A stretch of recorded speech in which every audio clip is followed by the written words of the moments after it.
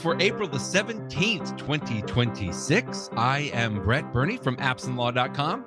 And this is Jeff Richardson from iPhone JD. Hey, Brett, I missed you last week. I missed everybody last week. Yeah, we're back. I know. You were on vacation. It sounds like you had a good time. We'll get into maybe a little bit of what you were doing while you were on vacation last week. But yes, I missed it. I missed talking about it. I don't even know if you had a post last week, because I think I went to the website because I was unplugged. That was my habit.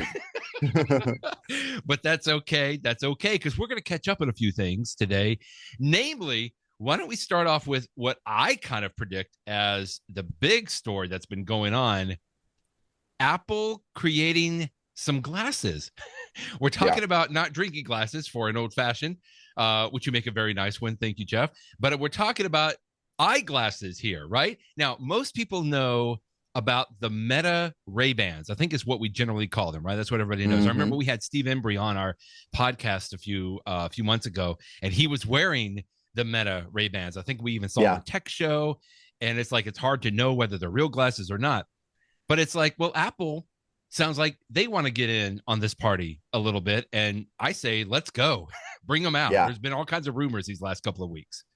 They have been. I that I very much think that this is all the future. And in fact, when we were at Tech Show a couple of weeks ago, one of the sessions that I taught was about, all of these augmented reality things, including these types of products that are around now and coming out in the future. So I'm definitely, in fact, there was a funny article in the ABA Journal that I was trying to find it. Shows me looking a little dorky wearing my Vision Pro glasses. I figued they would pick that one. I'll see if I could find it while you talk.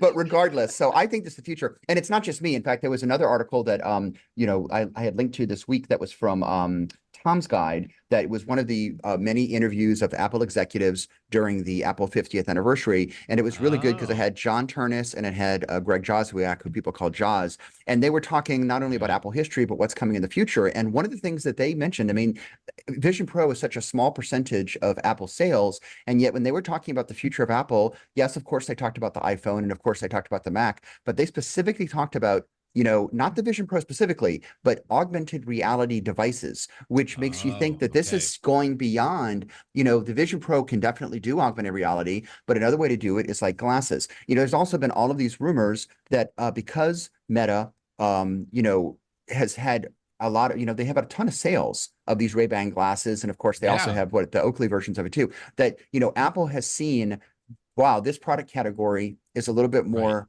interesting than we thought. And so, of course, Apple has been working on stuff in the labs. And so anyway, Mark Gurman at Bloomberg, who always seems to have good sources within Apple, has gotten some information that he says of things that Apple is working on their glasses product. And, he says that some of it may be out, perhaps even as soon as next year. Two details in this story that struck me as interesting. Well, I guess three details. The third detail is the obvious one. We've heard the rumors that Apple is working on this. Of course, it makes sense because, Vision OS is an operating system which works with the Vision Pro, but could work with other devices too that are not the Vision Pro, that are different. And so I love the idea that Apple is pushing the envelope on this, because I'm just very excited about this future world in which, something that's, on your body, perhaps on your eyes, can augment the world around you and give you information. We talked about this in the past. So anyway, the other two details, besides the fact that they're very serious about it and they have some dates coming up, is he talked about the designs. So Meta, one of the reasons that I think Meta was successful with their product was that they used a good design. They teamed up with Ray-Ban to have that, iconic Wayfarer glasses that everybody knows. And, I think all the way back to the 1980s with, Tom Cruise and Risky Business and stuff like that. Everybody knows that look, and they look good. Iconic. And so iconic. So Apple also would need to have something that would look good. But instead of pairing with somebody else, he says that Apple is tapping into its in-house design folks. And, Apple has always had, pretty good design for a long time now. And he says that they have 4 different designs that they're testing. And, perhaps it means that you would be able to get these Apple glasses in 4 different designs. One of them I think is funny, is going to be similar to the glasses that Apple CEO Tim Cook wears. Why not make one similar to what the glasses, sort of a slimmer rectangular design, but also that he would have a larger rectangular design. So if you wanted to look like Tim Cook, you could get an Apple glasses, a larger rectangular frame, which is not unlike, what Ray-Ban has. And then a larger sort of oval or circular frame, which is very similar to sort of what I have on right now. And then a smaller circular option. I don't know if it'll be quite as small as like, John Lennon type glasses. But I mean, clearly, I just think it's interesting that there are people at Apple looking at the entire universe of glasses. What are the most popular designs that people are most happy with? And instead of Right. having just one single type of Apple glasses, let's have a couple of different styles. And then, of course, each of those would be in a couple of different colors as well. It means that Apple would have a lot of different SKUs. So, which is an issue, but they have that now with the iPhone. You can get the iPhone in 4 different colors and a bigger size and a smaller size. I mean, they've done this before and they could do it again. So it'll be interesting. Right. So that was Right. one interesting detail. And then the other interesting detail here that he reported was that Apple is looking at having some iconic feature. And I think about the fact that with the with the AirPods, for example, going way back to when the iPod was a thing over 20 years ago, Apple had the iconic white earbuds with the string, and that was such an iconic thing that they Yeah. had advertising campaigns that were just dancing silhouettes, and the only thing you could recognize was their headphones. The white And now, cords. now of Right. course, with the cords, and now with the wireless version of the AirPods and AirPods Pros, anyone can look at that and you instantly know that it's an AirPods. There's no question, and because of mostly the color, but also the shape. And so his thought is that Apple is trying to do something similar, so that as soon as you see somebody wearing Apple glasses, you would instantly know that it's Apple glasses. Part of Hmm. that's a branding thing, but it's also sort of a almost like a privacy thing. Apple's very interested in privacy, obviously. That's a very important concept to them. And one of the knocks on this product category, I mean, think all the way back to the Google Glass, things that came out many, many years ago, is that people think, well, it's creepy. Somebody is, are they recording me? Are they not recording me? What information do they Right. have? You don't know. And so one way for Apple to get in front of that would to have something like, for example, maybe it would be, the part of the glasses that has whatever camera that they would use. Maybe it's something that even no matter which of the 4 designs that you would get, if they end up having the 4 different designs, they would all have something on them that would make it unmistakably Apple, just from a branding standpoint, but also would Hmm. unmistakably signal to you when the glasses are looking at the world around you and when they're recording, because that's something that would be very important and so obvious. I mean, everybody knows there's a creepiness factor if you're being recorded and don't know it. And yet we also know that we live in a world today that anyone can just sort of stick their iPhone in their shirt pocket and be recording Right. you without you knowing it necessarily. You always so we already live in a world where people can record things around us 24/7, not to mention the Exactly. cameras that are around. So it's, I trust Apple to think long and hard about the privacy implications and get the best of it. One thing that's related to this that I keep thinking about is augmented reality devices, whether they be glasses, or we also have heard rumors that maybe a future version of AirPods would have some sort of a camera in it. Um, Right. a camera could be used to take pictures and video.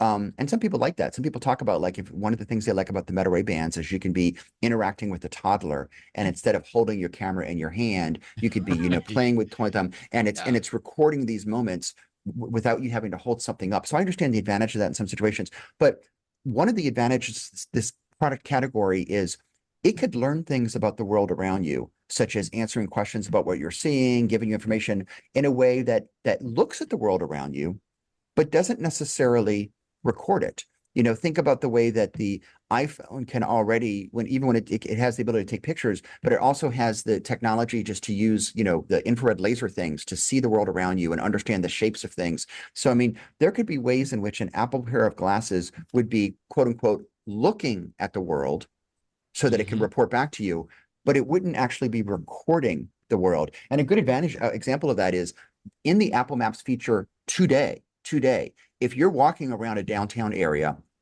downtown New York, downtown Chicago, something like that, because of all the tall buildings, the GPS coordinates may not be 100% precise. There's Right. already a feature in Apple Maps where you can say, look at the world around me, and it will actually look at the buildings around you, and it will get Right. very precise information on where you are just in the buildings. That's an interesting feature, but how many people are going to walk around holding their phone up like that? I have always thought that Apple developed that feature.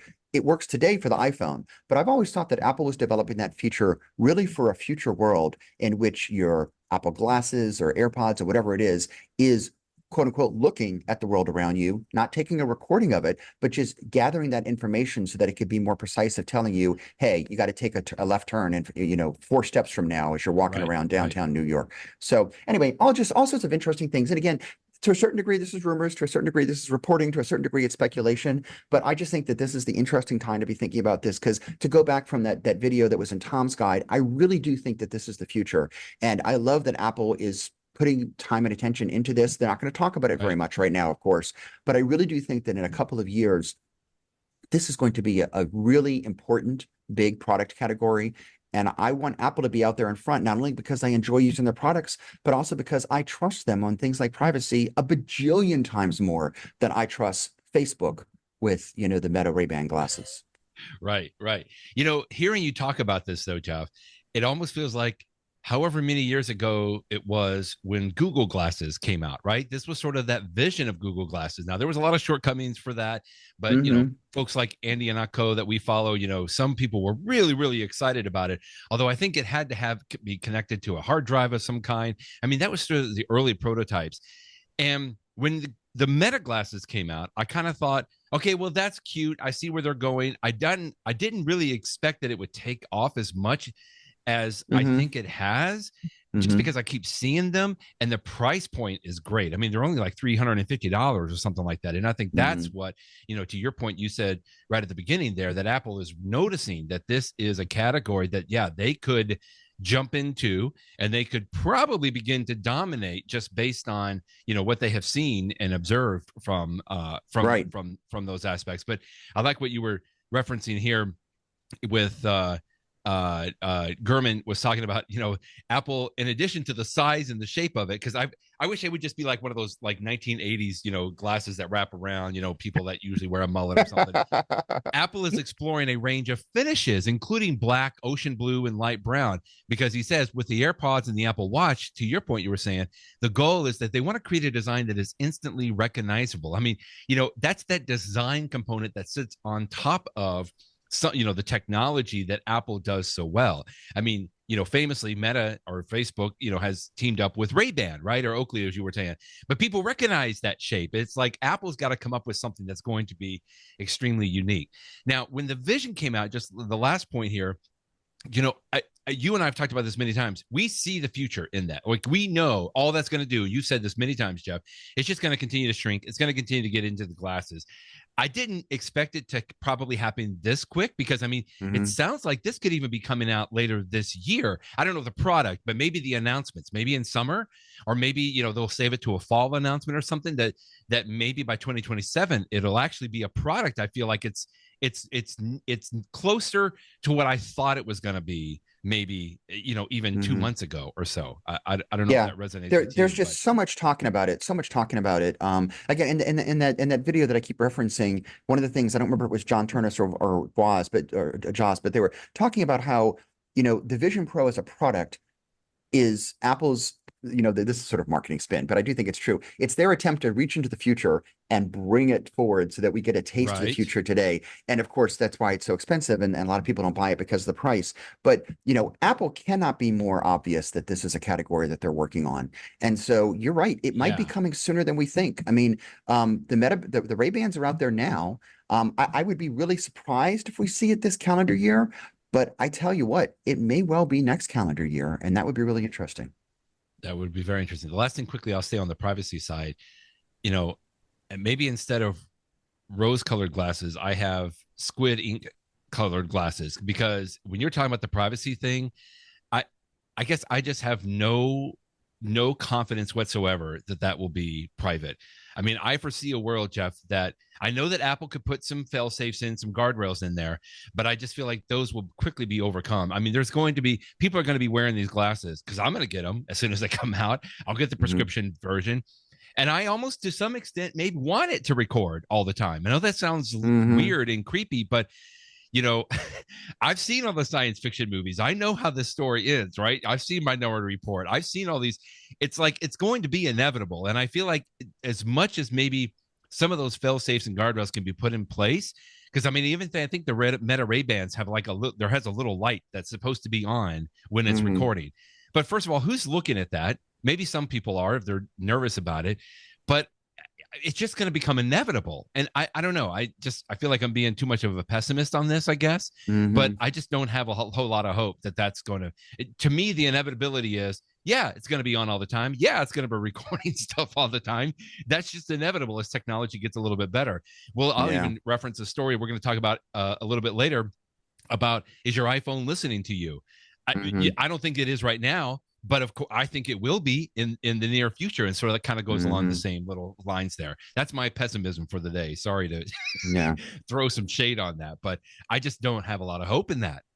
Yeah, the word that you just used of inevitability, though, I think is an important one, because there is no question that this product category is going to get bigger and bigger. And to a certain degree, I think people are going to accept a little less privacy than we were used to in the past, because we already are that way before. I mean, heck, in the 1980s, nobody knew where you were, and there were no cell phones to call you or anything like that. Point. And nowadays, you can call somebody wherever they are, and you just expect that if they're not answering you, they must be ghosting you, because everybody has an iPhone or an Android in their pocket all the time. I don't call my daughter anymore. I just go on FindMy, and I just. And then I was going to say that's the next step. Like, that's all I do. The idea of being able to find your family members all the time just seemed like something bananas, not to mention futuristic, not that long ago. So I do think, but I think inevitability is also an important word to use, because this product category is going to continue to develop one way or the other. And so I want Apple to be a part of it, because I do think that they are, number one, going to have good design, but number two, they are going to respect or have more careful thought on privacy than some other companies. The epitome of it being Facebook, which is just so notoriously ridiculous when it comes to privacy, because they're all about marketing and stuff like that. So I want them to be a part of it. And I know some people could say, well, that's a cop-out. Apple doesn't have to be a part of it if it's not a good product category. But again, I do think it's a good product category. We haven't talked about that, but like, it is, I think it's so useful to be able to augment the world around you in a million ways. Oh, absolutely. Whether it's something similar from me seeing a clock on the wall that's not really there on the wall, to having all of this information. I want this world. I'm excited about it. And I know it's because I'm a technology geek, but I'm excited about this capabilities, and it's going to be bumpy, but I want Apple to be a part of this next step. So it'll be exciting. Jeff, it's coming very soon. I mean, I think this is the reality of where AI is going to go for Apple, right? Oh, we talked about part and parcel of this. Exactly. Absolutely, yes. I mean, that was Bella Ramsey, right? I mean, the commercial there, like, instead of having to open her phone and unlock it and talk to AI that way, this is what I want. I mean, even today now, I've got ChatGPT and Claude on my phone. I even have them on my lock screen, because to your point, I'm walking around, I want to know about something, or I've got a question about something in my environment, or I want to be prepared for a meeting I'm going to. I just pop it open into ChatGPT and start asking questions, right? It's like my personal assistant.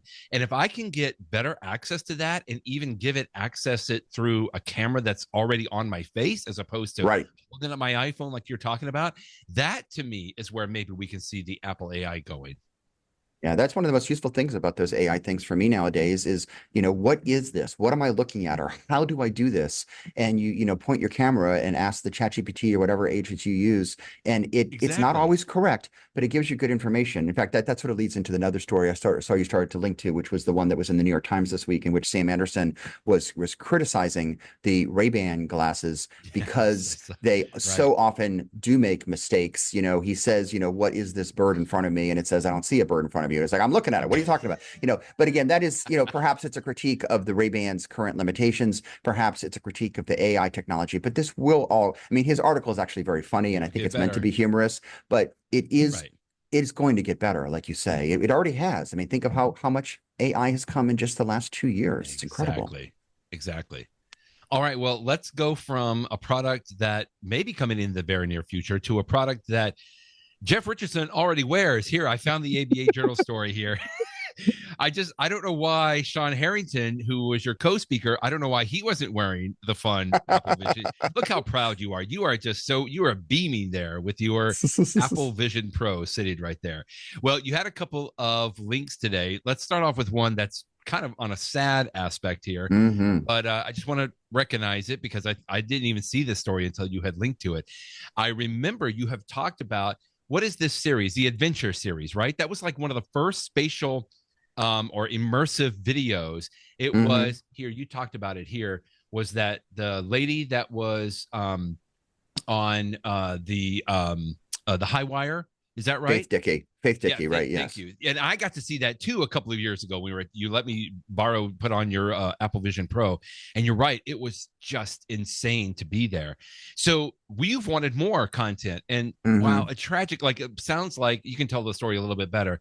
There was this, was it? She's a quadriplegic, I think, and she was doing flying some kind of. I'm just doing a terrible job of explaining Yeah. this. So Why yeah. don't you So go the ahead and person's explain it? yeah.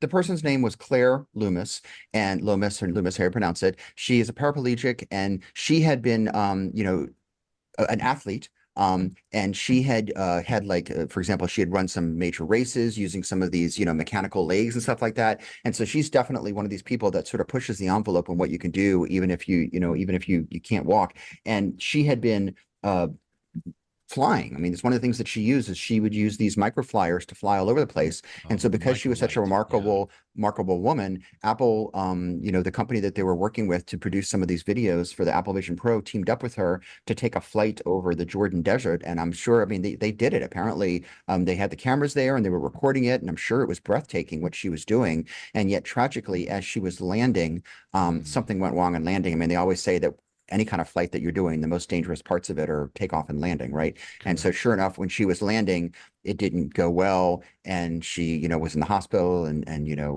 not too much later, unfortunately, she died from the injuries. Nobody is claiming that the Apple cameras has anything to do with the accident or anything like that. The point is just that when you do these death-defying things, sometimes you do not defy death. It's a horrible thing, but I mean, it gets back to that Faith Dickey video that you and I were talking about. I mean, because remember when you were wearing it, Ooh, you oh, feel I like you're still there, have and like chills. Yeah. your stomach drops because you're like, oh my goodness, if she falls, I know she has a tether, but it's just incredible. Or another one that I don't remember if you looked at this one, but there's a really interesting one where these people in Paris are doing parkour, where Oh they are yeah, yeah. jumping I saw a from little of building. that. Yeah. Oh my gosh, Brett, when I look at that, I'm like, you are crazy. Wow. You Yeah. are nuts because you're going to kill yourself doing this.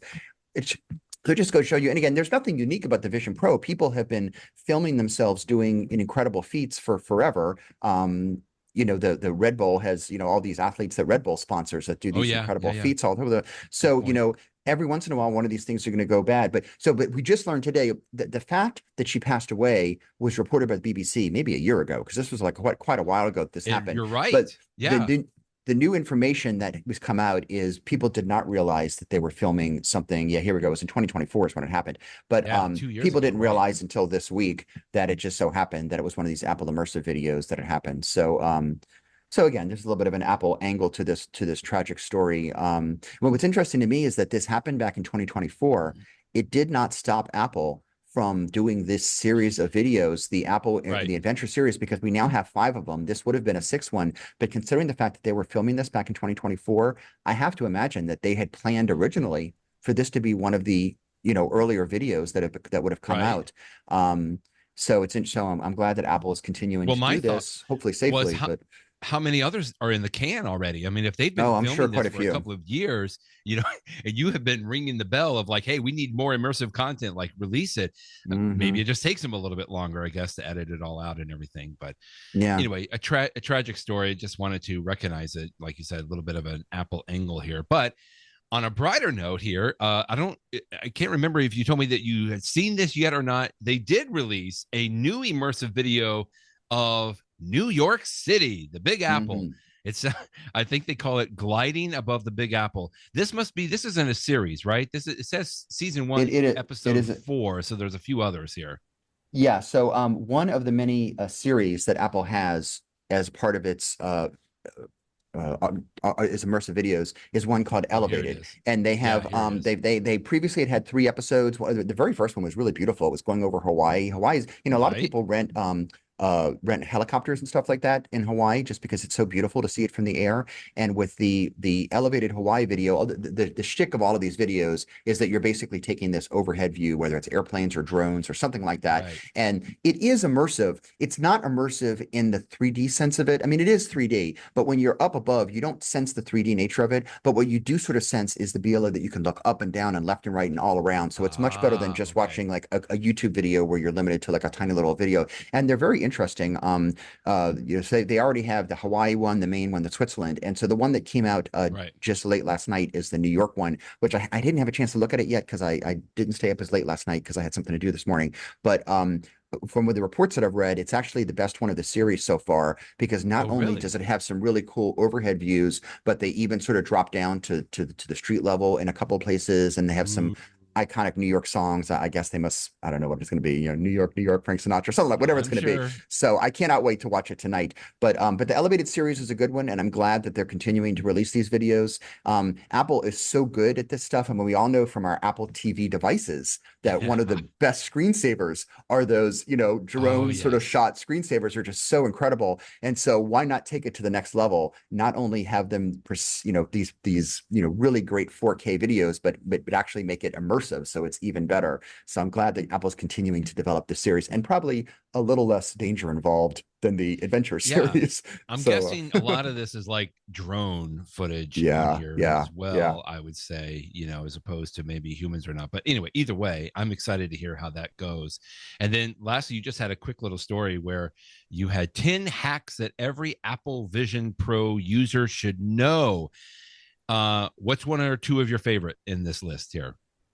Yeah, in fact, you caught me off guard. What were some of? There was a couple of them in here that jumped out at me, which is why I linked to it. Because I don't have one, so it's like I just looked at it and I'm like, well, Jeff's gonna have to talk about here. They talked about the hidden settings in this.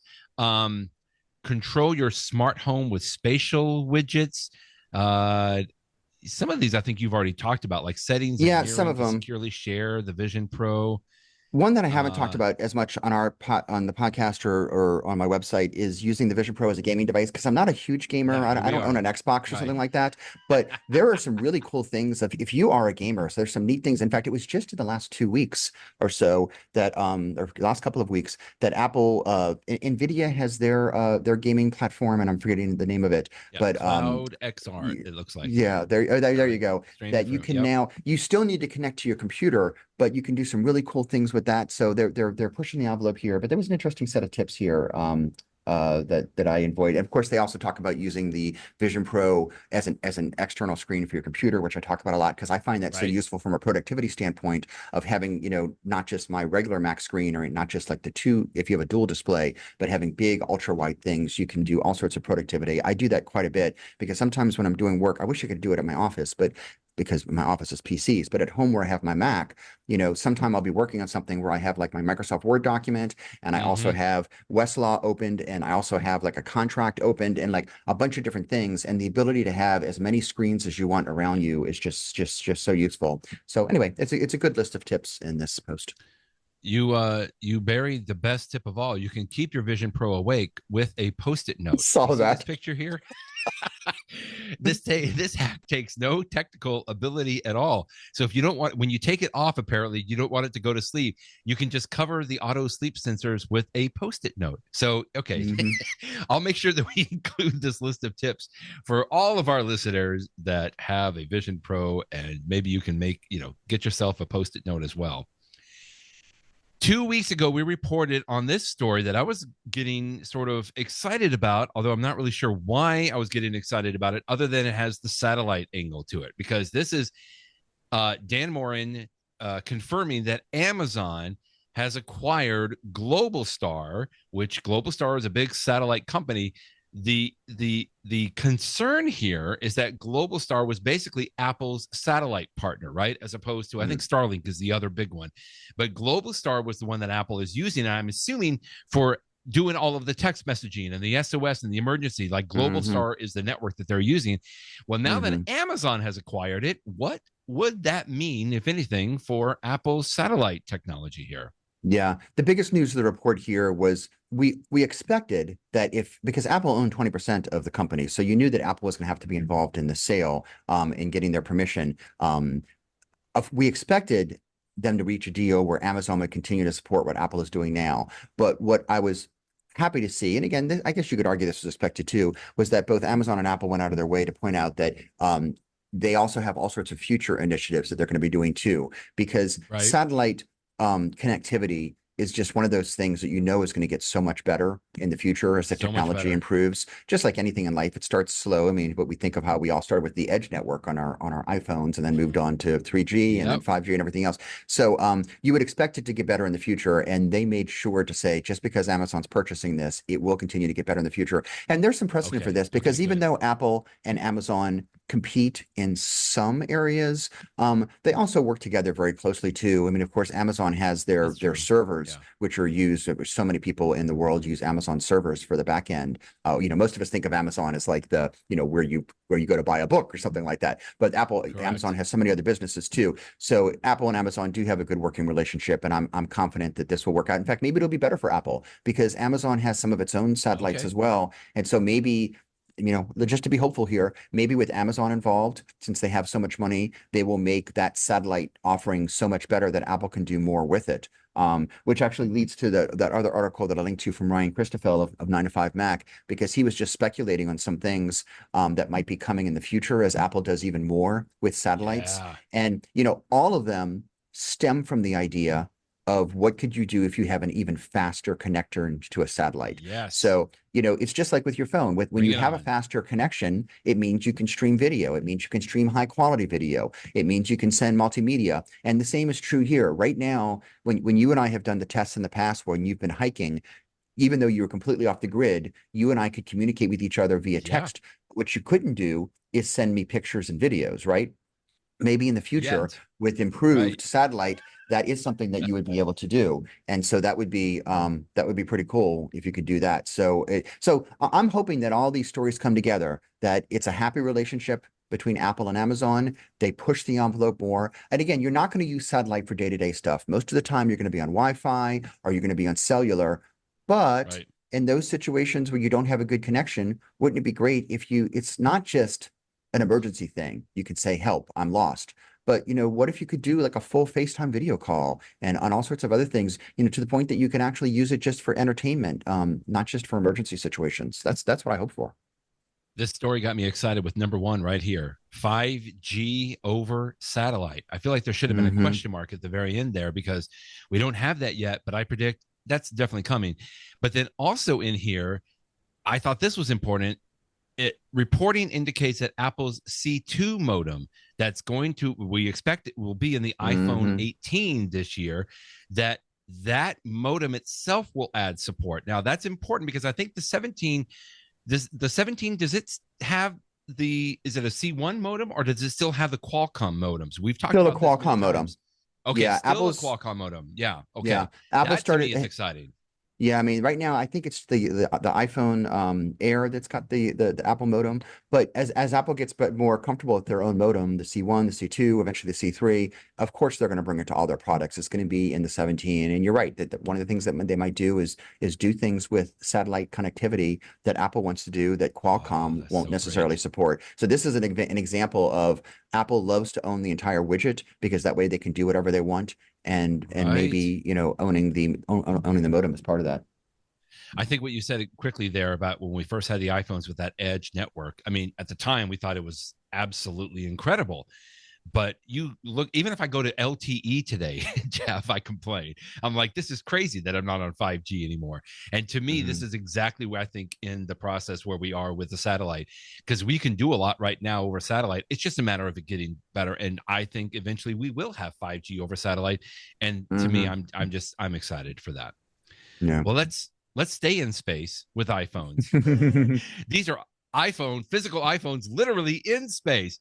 I just thought it was great the way you started off your post today, because not only have we talked about this, that the astronauts in Artemis 2 actually had iPhones. I think you even had a story here that even the spacesuits had a pocket to hold the iPhone, which is very much nicer because I just usually put it in my back pocket of my pants. But I'm glad that they had spacesuits that were actually designed to hold that there. And I saw a lot of the pictures and stuff that came out. The people the astronauts were using their iPhone to take pictures. In fact, I think this is one of them here that NASA released behind me, of actually them using the iPhone. And I thought this was interesting. Did you say this? Like the iPhones weren't connected, not even Wi-Fi. And so they could take a picture on the iPhone, but then they had to actually connect to a computer Mhm. to copy the pictures over. I mean, Mhm. so much technology, but then we had to kind of go backwards, I guess, in some of that too. Yeah. And so that's why it's fun that we got to see some of those iPhone pictures. But obviously there's a limit to what, there's obviously a limit to bandwidth when you're in space. I mean, they use those deep space networks to That's send true. video and stuff That's like that true. back and forth. And so now that the iPhones, in fact, I have to admit, the splash landing was 1 week ago today. It was fun to watch that. It was a successful landing. And so now that it's been a week, I actually had assumed that by now we would see a huge number of all of these pictures and videos because obviously the Yeah. iPhones are back on Earth. But I guess NASA's just going to go through them and release them over time to sort of keep up the enthusiasm. A part of this is sort of NASA keeping up the enthusiasm, so they want to stretch it out perhaps as long as possible. Yeah. True. But I know that there's all of these amazing pictures. Heck, we all know it today now that it's so easy to take pictures with your iPhone. You take a lot more pictures now than you used to way back in the day when you had to use, Absolutely. snap and shoot cameras. And so I do hope that sometime soon we see a number of pictures. As I mentioned in the post, there was a video today. They did have some videos when the astronauts were in space. And at one point on the video, yeah, you have it right there, that the astronaut was holding the iPhone in their hand to show that they were using the iPhone camera to take a picture of Wow. the lunar surface. And I'm like, oh, that'll be sort of fun to see that one out. So, but also, pictures of the astronauts themselves, just taking, fun pictures of what they were doing in space. I'm looking forward to seeing all of this come out. And a nice coup for Apple because, Apple didn't pay for this or anything else. But, it's nice marketing for them. And it's nice that the iPhone, Absolutely. we know NASA is historically just so demanding that if you're going to take something into space, it's got to be tested 6 ways to Sunday for all of these different things. Right. And so And it's a weight nice and coup. size, all that I'm kind of stuff. sure Apple wasn't planning when they were designing the iPhone 17 Pro Max to make it space ready, but it's nice that it went through all the tests and it was deemed to be ready. So it just means that in the future we're going to be seeing a lot more of this, a lot more of iPhones in space. That's what I was asking. Like, why the 17 Pro Max? Like, that's your model, Jeff. Like, Yeah. that's the largest and the heaviest model. Why not the Airs? I feel like it could have been floating around a lot easier up there. But, I mean, I feel like it's probably more storage, right? Better cameras on there. Like, you've got the best camera that Apple can put Yeah. on a phone right And remember, now. Brett, it doesn't matter how much it weighs when you're in space because it I floats around. know. So you don't need an iPhone Air in space. But you got to come back and land in the water. Anyway, that was fascinating, by the way. I had that on live, just even seeing the splashdown. I mean, it was so historic. And now I have seen a couple of the videos that they were taking, like when they actually opened the capsule after sat there for in the water for a while and bobbed around and like going. There was, I guess, one of those rescue people like actually went into the capsule and they were just so happy. Like everybody was just so great. It was really a nice time to watch. And that. can we just mention, I mean, you've got the Yeah. Earth behind you right there, but I mean, and I had a link to this in my post that, one of the iconic original iPhone wallpapers was the blue marble picture of Earth that was taken from space. And I Right. wrote about that a super long time ago, back in 2010 on my website. And of course, I'm gonna see if I can pull it up here. since I wrote about that in 2010, there have been other ones that have been put together over time. But one of the There you fun go. parts of Artemis is that this is the first time that we once again have a picture of the entire Earth, but it's a true picture. It's not just stitched together. Wow. The iPhone wallpaper back in 2010 that you're showing on the screen right now, that actual picture was not taken by the Apollo mission. That picture was taken by satellites. And so there was a whole bunch of pictures that they stitched together to make the globe. Oh, really? But it's been so long since we've had a true picture, the one that you're showing right there, which was the actual original picture that was taken from Apollo of the entire Earth in just a single picture without stitching together. And we all know from taking our own pictures, I can use my iPhone to stitch together pictures, but it's not perfect when you stitch together. It's always better to have just a full picture of the thing. And so now with the astronauts and the Artemis mission, we once again have some really cool pictures of the Earth taken from space, like the one that's over your shoulder right now. We also have the amazing eclipse where they saw, the moon blocking the sun. And, we sometimes see a solar eclipse on Earth, but it was so much more interesting to see it on space because the moon was so much bigger than the sun that it was at different angles and stuff like that. So anyway, cool pictures. Well, we can't all be astronauts, but if you are a little more interested in this, you can go visit the Space Center Houston. Apparently, you had a fun time. I bet you used your iPhone 17 Pro Max to take some pictures while you were there. Not Some from, pictures, the moon, but it some was good. videos, Sounded like everything you had else. a good I will time. just say, I went to the NASA in Houston when I was a kid. It was really nice to go back again with my son. It's always a fun place to visit. They just do such a great job there. You get to go to Johnson Space Center, but I just want to say that being there while we actually had astronauts in space while I was there, Right. it just added a whole Wow. dimension to being there. We were in the building looking at the original mission control for the 1960s at the same time that other people in the building were, talking to Okay. astronauts. That's cool. So it made the whole thing cool. That's It's a cool. really cool place to visit. If you're interested in space, as I certainly am. I mean, when you go into this huge hangar to see one of the original Saturn V rockets, which were used to launch the Apollo mission, and you see in person how huge it is, it's just awe-inspiring. I don't know. I'm a space. Always had an interest in it. It was fun to be there. It's definitely, if you ever find yourself visiting Houston, thumbs up for the Space Center Houston. It's very cool. Well, you eventually came back down to earth and reviewed the Anchor Prime wireless charging station.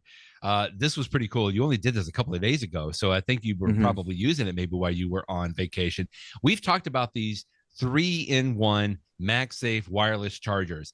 And I think, like you, I have two of them. I had that Anchor Cube 3-in-1. Hmm. I've got this U Green 3-in-1 foldable. That's the one that I travel with.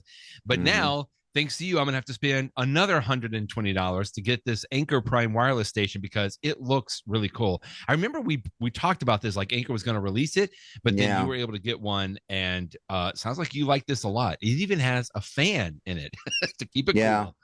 When this came out, Anker does such a good job with their chargers that even Yeah. when I always thought that the Ugreen device was so useful when it came out last year. I'm like, gosh, it'd be interesting to see Anker's take on this. And this is not Anker's first 3-in-1 portable charger. They've had other ones too, but this particular design, I just think really nails it. It feels really good in your hand. It's nice. It works really well. It does everything that you would expect for it to do. It's got the fastest MagSafe charging, and it has this advantage of the internal fan, so that one of the knocks on wireless charging is that it can Mm-hmm. produce heat. We all know that, because if you charge your iPhone on a wireless charger and you pick it up, you can feel that it's sort of hot in the back, right? And if you ever Warm, get into a right? situation where it's getting a little too warm, these things will bring down the charging level to accommodate for the heat. And so one of the advantages of the Anchor device is because it has this very quiet, you really don't hear it, but this fan inside of it, it can actually cool it. And so it can try to maintain the best charge longer. And I mean, I can't tell you from my own tests over just 2 weeks that I ran scientific tests to compare it one way or the other. But Anchor does have some Right. claims on their website that they think that it really is a certain percentage higher. So that's one nice thing about it. I also really like that the part of the charger that holds your Apple Watch. It's just really nicely done. You can see it in the picture you're showing there, that like it Yeah. flips up, but like you push it in and it snaps closed. It's just, when Apple makes devices, one of the things that makes them nicer is the fit and the finish and design. And Yeah. I love that Anchor has really tried to do, they don't do it in all their products, but for a number of Anchor products, they really do spend the time to think about how to make it better and more useful. And this design really nails it. So again, if you have the U Green, as you and I both do, Nice. I don't know if it's worth spending $120 just to get something that's nicer, but I'm a little jealous of my wife. I bought this because my wife needed one, and because I had read those reviews that you and I talked about, I'm like, well, let's Right. let's get what I think might be the nicest one. And I tell you, after using it, it's really nice. So if you're in the market for one of these devices, this is absolutely the one that I recommend. It's I really like good. that you put them you put them side by side here. So the Anchor is definitely shorter than the U Green, Hmm. but now I imagine just looking at this, it's probably what do you say, A bulkier little thicker, or a little thicker, thicker. but it's Thank also you. It's thicker tapered. than the U Green. Yeah, And I but it's noticed that too. Yeah, because one of the things that I about the U Green, I like it, but if I reach over and I usually have, I put my thumb on the bottom and then my fingers on top to pull the iPhone off. But I've noticed on this one here that the place where you're putting your iPhone is a little raised up from the back, and so I mean, it's hard for me to explain, but I can see immediately that that's going to be easier for me to use my thumb and finger to grab it off of the charging as it a little Absolutely. bit, even a little bit more than the Ugreen one. Absolutely. That's absolutely true. It's just another example. It's tiny little things, and you add all these tiny little things together, Yeah. and it's like this is just a really, really good product. So I'm gonna have to it's really get nice. this, I think Mm. now, because I love, I can't be without these. Like I have one now that's always on my bedside table, and now when I travel, like this is it, because everything can be charged on this. Even when we travel, my Hmm. wife doesn't have one, and so we end up taking turns of like she needs her Apple Watch charged, so I just replace it, off of mine, or she charges her AirPods there. It's just so convenient to have all of that there, which is nice.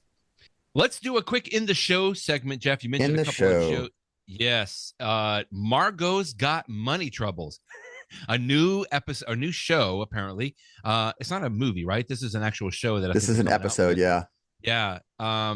It looks interesting. Michelle Pfeiffer is in it. It's like not a name that you hear too much more these days, but it looks like it could be a fun thing to watch over the weekend.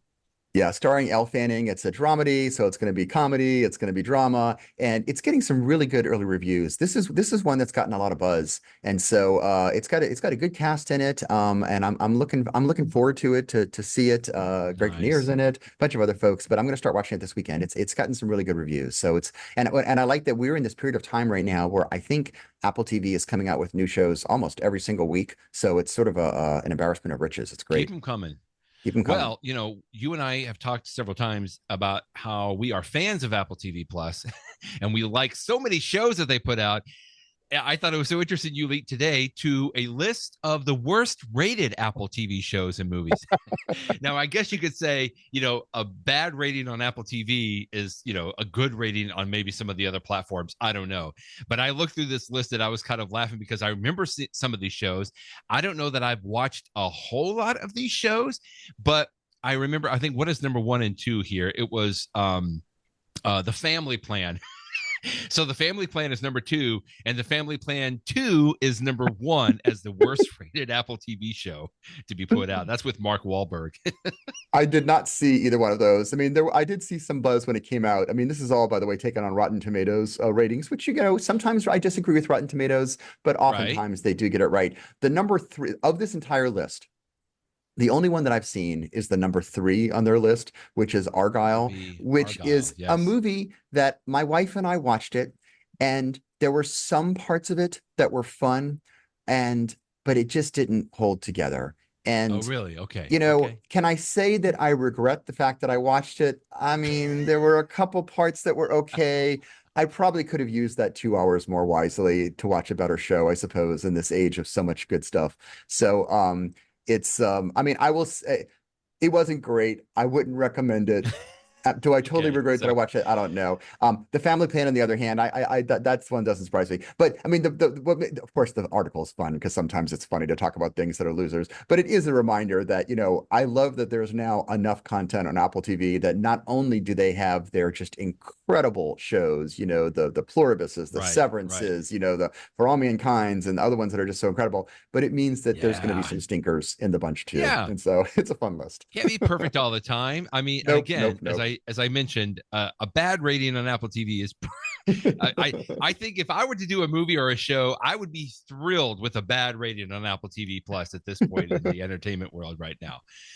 Last little video that you link to, folks. No, your iPhone is not listening to you all the time. It's just funny. My wife has been telling me this, Jeff.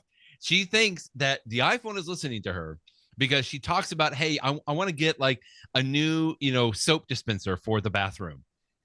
And she picks up her phone. She starts scrolling through Instagram. And what does she see? Soap dispensers for her bathroom. And she has become a little bit on the paranoid side. So I was thrilled that you linked to this today because apparently people have been saying this so much that Sunday Morning Show got David Pogue to track down the answer to this. And the he answer interviews is experts. Yeah. no. Yeah. Your The answer. phone is not listening to you, but it's a great little quick video, and then a follow-up article is even better, I think, on this as well. So many people are convinced that their iPhone must be listening to them because we've all seen the phenomenon you're talking about. You're interested in a product, and next thing you know, you're seeing Right. ads for it. And you're like, how in the world does they know to show me the ads? And the reality is, David Pogue explains, well, first of all, they're not, Apple has all sorts of things on their device that they would not allow third parties to record you without telling you. They Right. even ran Right. tests on Android phones where things are a little bit more loosey-goosey in terms of what third parties can do. And even on Right. Android phones, they've ran the tests and like, no, they're not, there's no listening, they're nothing like that. So but the next question is, well, how do you explain the phenomena that we've all seen? Uh-huh. And the experts in the ad industry explained to David Pogue that it's because there are so many other metrics that advertisers can use, Right. whether it Right. is, they don't know you precisely who you are, but they often know, approximate ages, approximate issues of, things about maybe what you do, where you live. There's enough metrics that when they put them all together, they can come up with a pretty good guess of the type of person you are. And they have Right. a pretty good guess that, there's a good chance you're the sort of person that is interested in soap dispensers. And then there's also a certain degree of they're going to throw 20, 30, 100 different products in front of you, but the only one that's going to catch your attention is that soap dispenser because that's what was interesting Right. you. And so That's you what may they're thinking forget the about. fact that only 1% of the products were actually something it's going to seem like, hey, that's the number one thing they told me was that soap dispenser. So there are explanations for it. But as David Poe concludes in this video, notwithstanding the science, I guarantee you that a lot of people are going to be convinced of, nope, I don't believe it. It must be listening to me because there's no other explanation. So it was a fun article. I mean, I was actually thrilled to see him do the research and Yeah, actually try to me figure it too. out. Yeah, he talked to one privacy advocate here. Well, David Schaffner, but there was another gentleman that's like a marketing ad Right. guy that he Mm-hmm. talked to at the beginning here.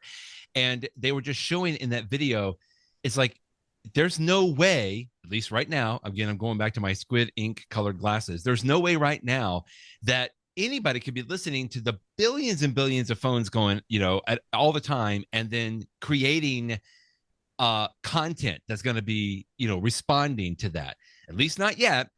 But what really is the culprit here is what it comes down to is what are you scrolling, right? And Mm-hmm. they even say that you may be thinking about soap dispensers because maybe my wife mentioned it to me, but guess who in our house was already scrolling for soap dispensers, right? And she Exactly. may And have because you're already the been same doing a Wi-Fi search. network, yeah, We're you're on seeing the the same same Wi-Fi. IP address. They So can it's going sort to of assume target it's it there. They're not doing it, specifically. But I just thought that was probably one of the number one culprits, if you mm-hmm. if you will, from this. It's like no, there's a realistic answer and a reason why here that you're probably seeing this, not to mention that you're already primed to see that kind of a thing, right? You don't even know Mm-hmm. how often that you see pants ads until you're thinking about pants and all of a sudden you recognize the pants ad, ads for pants all the time, that kind of a Yeah. thing. So I'll make sure that both the story and the video is linked in the show notes because I think it is just a good. Even the gentleman, the marketing guy said, "No, absolutely not. Your iPhone is not listening to you." But then David Pogue pushes him a little bit. He goes, "Oh yeah, no. Even my own family believes that it is. It's like it's really hard to convince people, but it is not listening to you." Let's go to in the know. In How the about a quick tip? know. We talked about Apple Find My quite a bit for finding people, tracking people. How about tracking luggage with AirTags? All of my Apple devices have Find My built in. And when I boot up one of my devices, like if I get a new MacBook Pro, for example, it immediately connects to my Find My account through my iCloud account. Or if I get a new iPhone, if I get my new AirPods. But something that I had not thought of adding to my Find My was my Apple Pencil Pro. Apparently, it doesn't connect the Apple Pencil Pro to your Find My account by default, Jeff. And I just hadn't even thought about it. It's not like I needed to do, but the Apple Pencil Pro is something that can get lost pretty easy. So it's like if I can put it in to Find My, I would like that. Now, first of all, you can see that I'm emphasizing Apple Pencil Pro because this is the only version of the Apple Pencil that does have Find My support built in. If you've got a first generation or second generation or that USB-C Apple Pencil, it is not going to work. It has to be an Apple Pencil Pro. And of course, the Apple Pencil Pro only works with your iPad, right? So if you want to include your Apple Pencil Pro with your Find My items and have it viewed there, you have to first go and open your iPad, put your Apple Pencil on the magnetic strip on the top, go into your Find My app on your iPad, and at the very top of the items list up there, there'll be a plus sign. And when you tap the plus sign, you'll see you can add an Apple Pencil Pro. And as long as it's connected at the time, that will add your Apple Pencil Pro to your Find My items. And then it'll obviously be in your iPad's Find My app, but I just picked up my iPhone after that, and sure enough, I confirmed I can now see the Apple Pencil Pro in my Find My app on my iPhone. So you apparently have to do this manually. It doesn't automatically add your Apple Pencil Pro to your iCloud account, which makes sense, right? Because you don't really log in to your iCloud account with your Apple Pencil Pro. You just kind of connect it to your iPad. So if you want it to be in, which I think you should, if you have an Apple Pencil Pro, add it to your Find My app. Just make sure you do it first manually, add it manually on your iPad, and then you'll be able to see it across your other Apple devices there and locate it if and when it gets lost. Probably when it gets lost, because it's a little bit, it's pretty easy to lose that thing.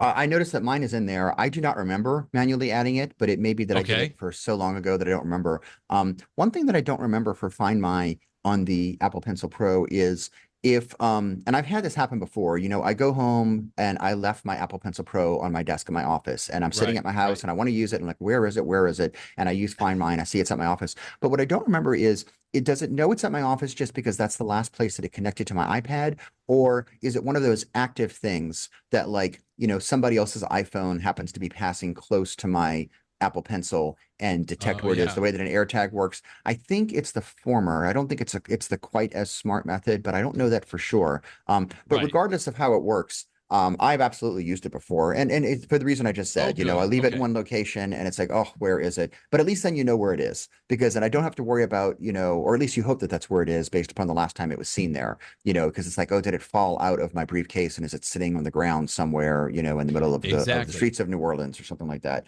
So, yeah. So now, I'm point. Yeah. Go ahead. If you add like an AirTag, for example, you can ping it, make it have a sound, or your iPhone can be a sound. Now, the Apple Pencil Pro does not do that here. So to your point, it isn't quite as sophisticated as a Find My as what you might find with an AirTag or something like that. But it's exactly what you just explained. You just want to know a general vicinity of it, so you can remember if you leave it at home or at the office, or drop it on the sidewalk or something like that. So it's good to just make sure that it's added. If you don't remember doing it, just go in and make sure that it is added. And I recommend doing that on your iPad first in the Find My, and then once you add it through your iPad, then you'll be able to see it on your other devices. Yeah. Good tips. I love the Apple Pencil Pro so much. I use it so much for my work. I use it so much for a million different things. Lately, we've been going through some pictures of, where we've been closing up my parents' house because my dad passed away recently, and finding all of these old photographs that we're scanning so that people in the family can have them. And so as I'm going through and scanning those pictures, sometimes I'm going through and doing some edits to them, just to sort of, make the pictures look their best before I put them into a device to share with everybody. And I've been using my Apple Pencil so extensively with that, with the Photomator app, just to sort of, clean up little dusts and scratches and stuff like that. I really love my Apple Pencil. My little tip today, since we're talking about Apple Pencil, is it's the hover feature. If you have one of the newer models of an iPad, and if you have one of the newer models of the Apple Pencil, you have this feature that, in addition to actually touching your screen, you can actually hover over the screen. And when Apple first announced the hover device a long time ago, one of the features of it is, like, before you tap on the screen, you could hover, like if you're about to write with a pencil, and you could change things about, like, the pencil tips and all that sort of stuff. And that's true. You can use the hover feature for that. But there's actually another part of the hover feature that I find useful. I love, as you know, so much my Apple Magic Keyboard for iPad, which I'm holding up right now. And when I use the trackpad on that keyboard, I love that when my cursor on my iPad hovers over certain devices, you can see certain things when you hover it over it, an indication that that's what you're about to press. Or sometimes you can see controls. If you hover over the red, yellow, and green, it gets bigger. You can hover over menu items. And so using that feature of the trackpad, it's really nice. It's one of the many reasons that I'm so happy that I spent the money to buy this Magic Keyboard for iPad. But sometimes I have my iPad, just by the iPad, it's not connected to it. And therefore I can't use that feature, but I actually can, because one of the nice things about hover is hover is not just for tools, but, like, it's almost like, in some ways, having like a right click on a mouse, because you can get things Yes. happen just as I put my Apple Pencil, not quite touching the screen, but just hovering it over it. I can see like little commands pop up and stuff like that. And so it's just a reminder that even when you're just navigating, you may not be drawing. You think, Apple Pencil, it's a drawing tool. Well, yes, it is. But even if you're not actively drawing on your iPad, even if you're just using the interface of the iPad, having that Apple Pencil in hand is actually pretty useful for the hover feature. So just if it's something that you don't forget that's there, remind yourself that it's there, because it's actually useful. I like it a lot. I will say, if you've not used it before, it takes a little bit of getting used to it. I'm only saying that because you remember I recently went from an M1 iPad Pro, which does not support the feature, to an M4, or actually I got an M5. You have an M5, iPad yeah.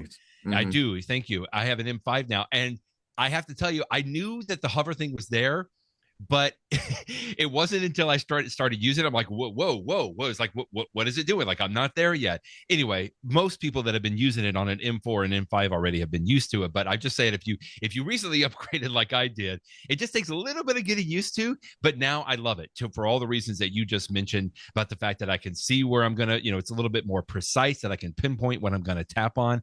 So I love it now. It's fun, but it did take just a little bit of getting used to, because it was a little awkward at first. Yeah, as you say, people hold on to their iPads for a long time, and older models don't support Right. this feature. If you have an iPad Pro, it's got to be the M4 or the i5. If you have the iPad Air, it's got to be the M2 or later version. So it's Right. it's only, they've been around for a few years now, but I'm sure a ton of people are still using iPads that are older, because heck, even an M3 iPad Pro or M2 iPad Pro are still pretty good devices. But whenever you Right. do upgrade, you will be able to take advantage of it, as you did very recently. So. Fantastic. Well, thank you for the hover tip. And thanks for the post. It's good to have you back, my friend. It's good to see the post in the news post for today. And it'll be good to see one next week. So we'll talk with you next week. Thanks, Jeff. Thanks, Brett. Bye-bye, everybody.